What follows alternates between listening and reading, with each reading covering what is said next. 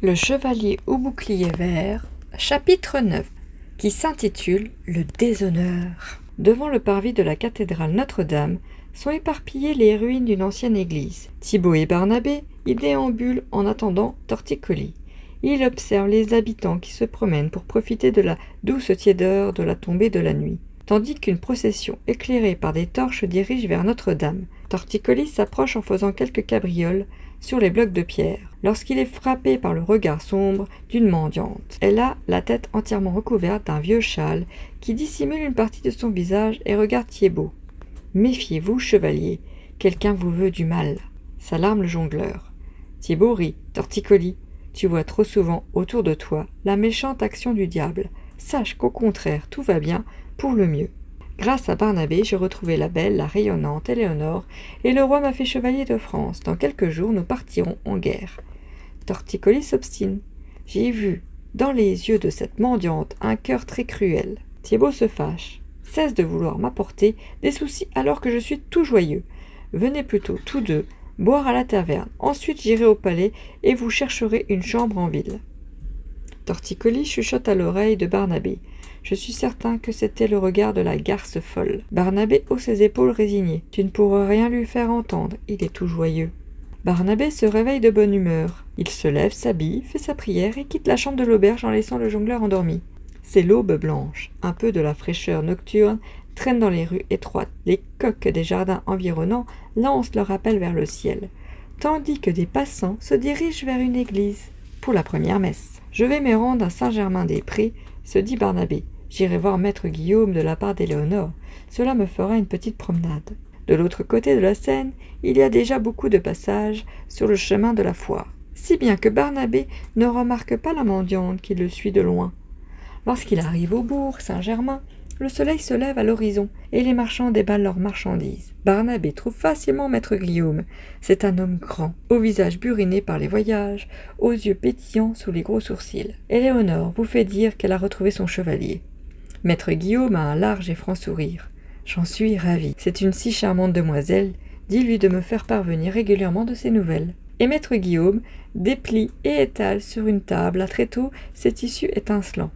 Barnabé, qui se dandine d'un pied sur l'autre, ose enfin demander. « Comment devient-on marchand ?»« En apprenant, mon garçon. »« Et que faut-il apprendre exactement ?»« À acheter bon marché et à revendre ailleurs plus cher. » Puis, avec un sourire admiratif, il montre sa marchandise. « Tu vois, ici, je vends des soies et des brocarts magnifiques qui viennent de Constantinople, la ville aux sous d'or, et aux assiettes d'or, aux verres d'or, la ville aux mille merveilles. Et là-bas, je vends de la toile de Reims, de la dentelle de Flandre. Quoique, à vrai dire, ce soit maintenant un peu vieux pour faire tous ces longs voyages. C'est grand comme Paris, Constantinople ? Maître Guillaume, qui paraît amusé de cette comparaison. Paris est une toute petite ville de 3000 habitants. Constantinople est 100 fois plus vaste. J'aimerais bien y aller, dit Barnabé. Pour être marchand, il faut aimer les voyages et parler les langues étrangères. Et pas le latin, ajoute maître Guillaume avec un éclair de malice. Cela tombe bien, je ne sais pas le latin, répond gravement Barnabé. Maître Guillaume, souriant de la naïveté de l'écuyer, aperçoit un homme qui lui fait signe. « Garde mon étal un instant, mon garçon, il y a là-bas un marchand florentin avec qui je suis en affaires. » Une fois seul, Barnabé entreprend de faire comme le marchand. Il s'empare d'un beau tissu scintillant et harangue la foule. Dames et demoiselles marchands de tout pays, regardez les belles soieries qui viennent de Constantinople. La ville aux sous d'or, aux assiettes d'or, aux verres d'or, la ville aux mille merveilles. Barnabé s'arrête, ne sachant plus quoi dire, puis il songe à Torticolis et à toutes ces jolies chansons. « Messire, arrêtez-vous, voyez comme vos douces amies auront le cœur ravi devant toutes ces soieries. » Dames et demoiselles, chevaliers et manants s'arrêtent pour écouter le joyeux marchand. Barnabé, à sa grande surprise, s'aperçoit qu'il se souvient très bien des chansons du jongleur. Son joli boniment plaît aux acheteurs. Comme il ne sait pas lire les prix, il demande des prix extravagants. À son retour, maître Guillaume est fort étonné. « C'est bien, mon garçon, je constate que tu as de la mémoire pour savoir tant de beaux discours. C'est indispensable, la mémoire pour un marchand. » Maître Guillaume prend les pièces gagnées par Barnabé et lui rend 4 livres. « Tu as vendu plus cher que je ne l'aurais fait, je te donne le bénéfice. Ne veux-tu pas travailler avec moi ?»« Cela me plairait bien, répond Barnabé, car je n'aime pas tellement la chevalerie, mais je suis attaché à mon maître, c'est un chevalier qui fait souvent des sottises et qui a besoin de moi. »« Comme tu voudras, mon garçon, reviens me voir quand tu le désireras. » Heureux de son succès, l'écuyer se rend dans une taverne ambulante pour boire un bol de bière, tout en se répétant « J'ai 4 livres, soit 80 deniers, soit 960 sous. Jamais je ne fus si riche de ma vie. » À ce moment-là, le Mahométan s'approche de lui. « As-tu trouvé des épées franques à me vendre ?»« Que le diable t'emporte, s'écrie Barnabé furieux. Tu ne voulais m'envoyer rôtir en enfer pour l'éternité. Ce sont là sottises de curé. Si tu offrais un dinar d'or à ton curé, il te répondrait autre chose. Tu parles comme un mécréant, je ne veux plus rien entendre de ta traîtresse proposition. » Et Barnabé, fort satisfait de son fier discours, quitte la taverne. Le Mahométan vide son gobelet avec dépit lorsqu'une mandante au regard sombre s'approche de lui et lui parle longuement. À voix basse, le visage du Mahométan s'éclaire d'un sourire satisfait. Dans la première cour de l'abbaye de Sainte-Geneviève, Thibaut tient dans ses mains celle d'Éléonore. « Je pars en aventure avec notre roi Louis, puis je reviens te chercher, et jamais plus ne te quitterai. » Éléonore a l'air affligée. « Si tu pars, bel ami, c'est que tu ne m'aimes plus. Joie de mes yeux et de mon cœur, tu sais bien que je ne puis faire défaut à mon roi lorsqu'il a besoin de moi. Et si tu te trouves en danger ?» Thibaut a un large sourire. « Tu dis grande sottise. Devrais-je éviter le péril et la hardise ? Voudrais-tu pour ami un chevalier craintif et hors d'usage ?» Éléonore baisse les paupières sur ses yeux qui s'embuent de larmes. « C'est que je voudrais tous les jours te voir. Ma douce demoiselle, tu ne seras pas seule. Tu gardes mon cœur avec toi, et je n'aurai aucune joie tant que tu ne seras pas là. » Éléonore le regarde avec des yeux pleins de tendresse. Thibaut embrasse les mains de son ami, puis sort de l'abbaye à reculons pour voir jusqu'au dernier moment la demoiselle belle et fière. Dans le verger royal qui s'étend entre le palais et la Seine, à l'extrémité de l'île, Louis VI déambule en compagnie de l'abbé Sucker. C'est un homme petit et chétif, mais énergique et décidé, qui dirige l'abbaye de Saint-Denis. Le roi paraît furieux. Déjà, il y a les Anglais, à Gisors, qui sont prêts à me faire la guerre, et il faut encore que la paix soit menacée par le comte de Blois et ses vassaux. Les yeux de Louis VI jettent des éclairs de colère. Je ne tolérerai pas la révolte de ces facieux et les écraserai sans pitié. L'abbé Sucker hoche le menton, l'air content. Je suis heureux, sire, de vous voir dans de telles dispositions. Il vous incombe d'accomplir la vengeance de Dieu et de restaurer la paix de la patrie. Je vais assembler à Host pour livrer bataille. Mais mes vassaux, les ducs de Normandie, de Bourgogne, d'Aquitaine et le comte de Flandre, m'enverront-ils des chevaliers ? Ah, qu'il est difficile de faire respecter l'autorité du roi de France. Vous y arriverez, sire, car l'onction du sacre vous élève au-dessus de tous ces grands-ducs. Et n'oubliez pas que vous êtes soutenu par tous les évêques du pays. Et par les pauvres gens, ajoute le roi avec un sourire attendri, ces pauvres qui sont fatigués de la turbulence des seigneurs. À ce moment, au bout du jardin, la tête du Mahométan surgit au-dessus du mur. Il siffle pour attirer l'attention royale et jette un parchemin sur le sol, avant de disparaître. Intrigué, le roi s'approche, déroule le parchemin et lit à haute voix. « À Omar, fils d'Omar, maintenant que je suis introduit dans le palais du roi, je trouverai facilement 20 belles épées. Je vous les vendrai au prix que nous avons fixé. Thibaut de Sauvigny. » « Qui est ce Thibaut ?» demande l'abbé Sucker. « Un jeune chevalier au visage franc et honnête qui m'a prêté hommage hier. Un traître qui a abusé de votre bonne foi. Les vassaux fidèles sont rares dans ce pays, dit le roi avec regret. » Avant le dîner, le cœur rempli de la beauté d'Éléonore, Thibaut franchit la porte du palais. Préoccupé par le souvenir de sa belle demoiselle, il ne voit pas 6 gardes qui s'approchent de lui. « Traître !» déclare l'un. Thibaut sort de sa rêverie pour découvrir avec stupeur 6 épées étincelantes pointées sur lui. « Vous vous trompez certainement de personne, déclare Thibaut. « Je suis un chevalier très chrétien du roi de France. Tu es bien Thibaut de Sauvigny ?»« Je le suis. »« Alors c'est bien toi le traître qui vend des épées franques aux infidèles. » Thibaut reste abasourdi par cette accusation. « Vous dites là un mensonge et folie.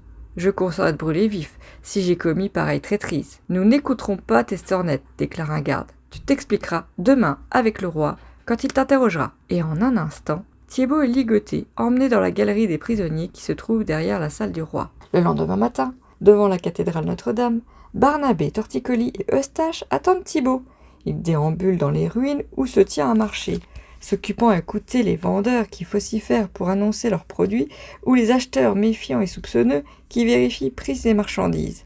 Pourtant, le temps leur semble long et une vague inquiétude remplit leur cœur. Quand sonne Sixte, les marchands remballent leurs marchandises et laissent aux chiens, chats et poules le terrain, jonché de détritus. À l'heure du déjeuner, les 3 compagnons restent seuls sur la place. C'est alors qu'apparaît Thibaut, blême, titubant, les yeux rougis, il s'effondre sur une pierre. « Qu'avez-vous » demande Eustache. « Êtes-vous blessé ?»« C'est au cœur que je suis blessé, » répond le chevalier. Ses compagnons s'interrogent du regard. D'une voix si faible et qu'elle est presque inaudible, Thibaut annonce « Le roi m'a retiré son amour. » Un silence consterné accueille cette nouvelle.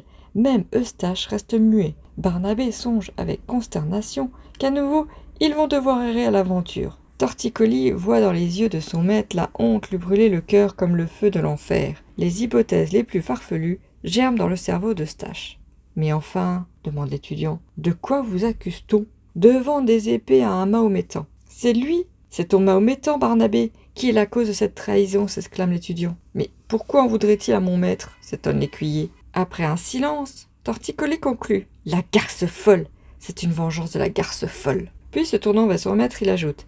Aux yeux de Dieu, votre cœur est resté droit et pur. Eustache raisonne. Vous n'avez rien à craindre, chevalier. La dialectique veut qu'après le mensonge apparaisse la vérité, éclatante comme le soleil qui sort rougeoyant dans l'aube pâle. « Oh, laissez-moi en paix, murmure Thibaut accablé.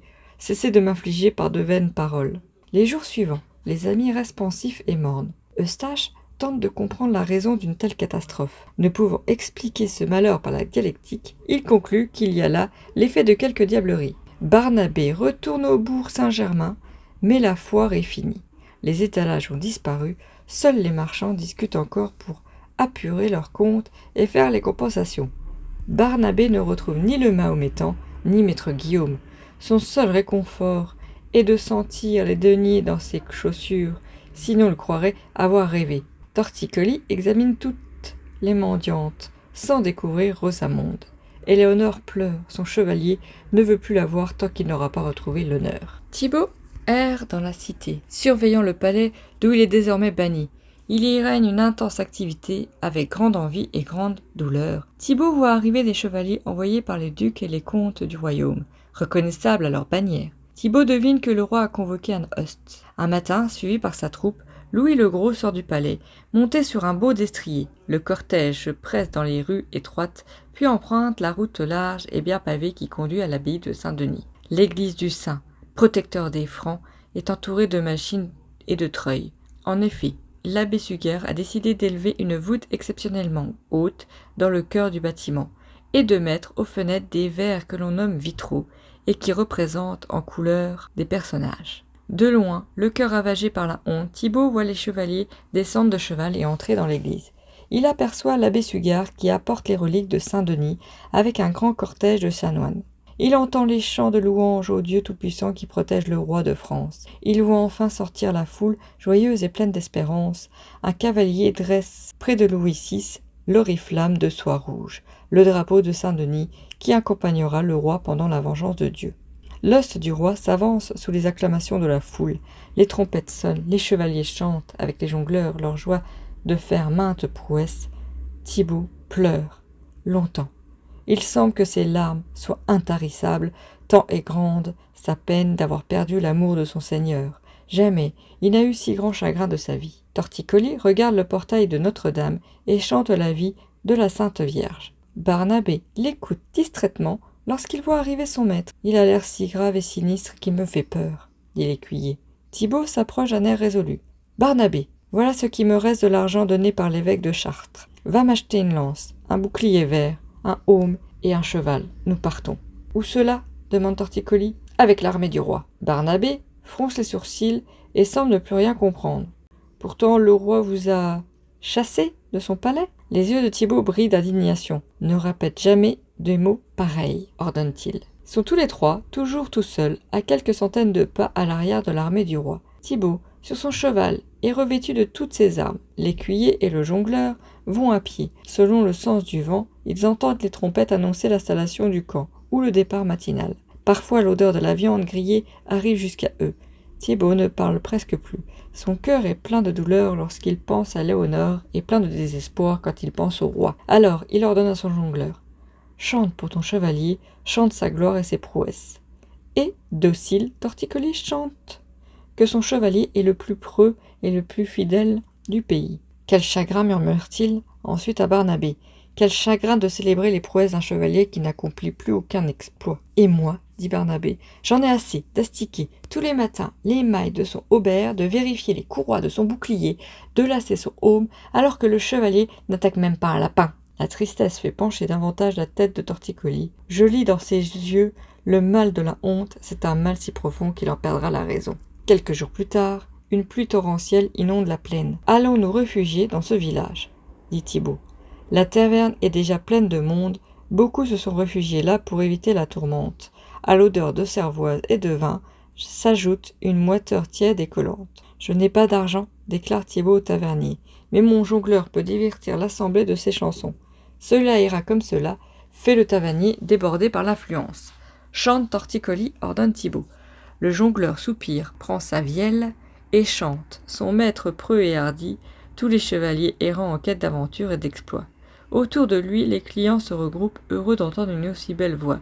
Torticolis, envoûté par la musique, chante Paris et le roi Louis, chante l'amour d'Éléonore. Soudain, il tressaille. Non loin de lui, dans un coin sur la paille, s'installent deux hommes qui parlent à voix basse. Torticolis est frappé par la félonie qui se lit dans leurs regards. Tout en chantant, il s'approche de Barnabé et lui murmure à l'oreille. Surveille ces deux malandrins, ils ne me disent rien qui vaille. Barnabé se glisse au fond de la taverne et s'allonge sur la paille. Quoiqu'elle soit mouillée, sale et malodorante, il fait semblant de dormir. « En voilà un qui a trop bu, » dit un malandrin. « Bientôt il va ronfler comme le sonneur de l'église qui n'entend plus ses cloches. »« Écoute-moi, prévient le deuxième homme. Tous les jours, après le repas de midi, le roi va faire une petite promenade pour se dégourdir les jambes. Cette promenade, il la fait seul. »« Sans escorte ? Le roi se promène sans escorte ? Ne m'interromps pas tout le temps. Le roi, donc, s'éloigne un petit moment, juste le temps qu'il te faudrait pour boire un pichet de vin, et puis il s'en retourne vers ses chevaliers. « Où veux-tu en venir ?» demande le premier malandrin. « Tu m'avais promis que nous gagnerons beaucoup d'argent. Ne te presse pas, j'y arrive. Et ne crie pas comme cela, on va t'entendre. Eh bien, demain, avec les 4 fils du père Gaston, nous attendons le roi, l'emmenons et le rendons contre une bonne rançon. » Le compagnon sourit. « C'est le malin qui t'a inspiré cette bonne aventure. Es-tu certain d'avoir bien répété tout ce que tu as entendu ? Puisque je te dis, Torticolis, que j'ai de la mémoire, maître Guillaume me l'a affirmé. Depuis, je me suis aperçu que je me souvenais de tout très bien. J'avais de la mémoire sans le savoir. » Torticolis regarde autour de lui. L'air est chaud et léger, l'orage passé, le soleil se lève gaiement dans un grand concert de gazouillis d'oiseaux. Assis contre le tronc d'un chêne, le visage blême, le regard fixe, les lèvres blanches, Thibaut semble engourdi par le chagrin. Sera-t-il capable de se battre ? S'inquiète Barnabé. Sera-t-il assez fort ? Cela fait plusieurs semaines qu'il n'a pas jouté, il paraît tellement faible. Je m'en vais à la messe demander à Dieu sa protection. Et moi, je vais faire étinceler ses armes. À l'heure du repas de midi, les 3 compagnons marchent prudemment dans la forêt, guidés par les éclats de voix qui proviennent de l'os du roi. À l'orée du bois, Thibaut s'avance de quelques pas et examine les environs dans la plaine. Louis le Gros termine son repas au milieu de ses compagnons d'armes. Quand les jongleurs viennent divertir l'assemblée de leur chant, le roi se lève et, les mains derrière le dos, arpente la prairie en direction du bois. Il tient sa tête courbée vers le sol, en proie à ses pensées. Dès qu'il atteint la lisière de la forêt, 6 forts gaillards se précipitent sur lui, l'entraînent sous les arbres et le bâillonnent et le ligotent. « C'est le moment !» déclare Thibaut. D'un pas rapide, il galope vers le groupe de malandrins en brandissant sa lance, en criant « À moi, Santa Cruz !» Les bandits, un instant surpris par cette irruption soudaine, saisissent leurs pieux et frappent violemment le cavalier et son cheval. L'animal hennit de douleur. Thibaut chancelle. Il a la tête qui tourne et le monde lui apparaît dans une sorte de brouillard. Seul le maintien, le courage du désespoir. Sa lance rompue, son cheval assommé, il tire son épée et, rassemblant toute son énergie sans regarder en danger, seul contre 6. Il se fend, attaque, saute, bondit et attaque encore. Soudain, il pousse un cri lorsqu'un violent coup de pieu le fait tituber. « Je vais l'aider, dit Barnabé. »« Non, répond avec douceur Torticolis. Tu lui serais de peu de secours, tu lui enlèverais beaucoup d'honneur. » Par 10 fois Thibaut est jeté sur le sol, par 10 fois il se relève et blesse ses adversaires. Finalement, les brigands, désemparés par une telle rage de vaincre, s'enfuient dans la forêt.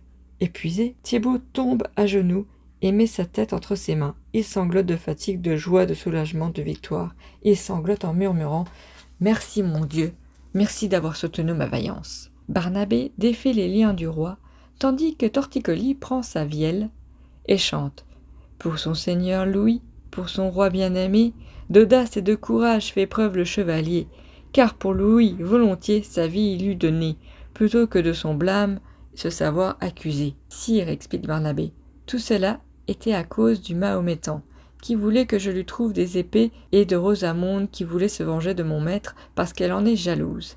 Tout cela est arrivé parce que moi, j'aime les marchands et les foires, mais je vous jure par Saint-Denis qui protège la France, que jamais mon maître n'a été déloyal envers l'Église et envers son roi. »« Je ne comprends rien à ton histoire, dit le roi Louis en se relevant, mais je comprends que ce chevalier a été accusé injustement. Jamais je ne vis pareille prouesse. » En s'approchant de Thibaut, toujours agenouillé, il déclare « Relève-toi, chevalier, je te rends mon amour et te remercie de m'avoir sauvé de ces brigands. Désormais, reste auprès de moi, car nous aurons besoin de ta hardisse. » L'air est lourd, des vols d'hirondelles viennent raser le sol, tandis que les pivers tapent régulièrement sur les troncs des arbres. « Il va encore pleuvoir, » remarque Foulques. « Décidément, ce siège est bien long. » Sous la tente parsemée d'herbe et de paille, Foulques joue aux échecs avec Ernaud le Fier. « Je pensais que Chartres se rendrait avant la mauvaise saison, » précise le chevalier. Tous deux lèvent la tête en entendant une voix familière et autoritaire. « Occupe-toi de mon cheval et couvre-le bien, il est en sueur. » Aussitôt la porte de la tente s'ouvre et Rosamonde apparaît. « Vous voilà enfin, dit Foulques. Avez-vous retrouvé Éléonore ? » Oui, elle est en lieu sûr. Où cela ? Dans une abbaye. Mais c'est moi-même qui m'occuperai d'elle quand la guerre sera finie. Foulques fronce les sourcils. Et d'ici là, Thibaut de Sevigny peut la découvrir ? Rosamonde éclate d'un rire argentin. Il sait où elle se trouve, car c'est en le suivant que j'ai découvert la cachette de ma sœur. Mais vous n'avez plus rien à craindre du chevalier de Sauvigny. Il est déshonoré, le roi l'a chassé de son palais pour traîtrise et félonie. Thibaut n'osera plus jamais se présenter devant Éléonore. Traite à son roi ? C'est un Ernaud le Fier. J'ai peine à vous croire, c'est un chevalier si loyal que lui est-il donc arrivé ? Rosamonde a un sourire satisfait. C'est à cause de moi. Qu'avez-vous fait ? J'ai fait croire au roi que le chevalier vendait des épées franques aux infidèles. C'est une bonne ruse, n'est-ce pas ? Ernaud se redresse indigné. Vous l'avez accusé à tort de traîtrise ? De complicité avec nos ennemis en terre sainte ? Quoi ? Dit Foulques. D'un ton badin, rassieds-toi, l'ami. Il s'agit là d'un chevalier fort pauvre qui ose prétendre à l'amour d'Éléonore. Mais Ernaud reste scandalisé. Vous me fâchez. Vous parlez avec légèreté d'un chevalier courageux et loyaux, que je suis toujours heureux de retrouver pour combattre. Je vous quitte dès cet instant, je ne veux pas servir un seigneur qui utilise la fourberie pour vaincre ses rivaux. Tu plaisantes, exclame Foulques abasourdi. Mais déjà, Ernaud saisit par terre un brin de paille et le présente devant Foulques et le brise en déclarant « Je romps l'hommage que je vous ai fait et les liens de foi et de fidélité. » Et sans ajouter un mot, il quitte la tente. Fin du chapitre 9.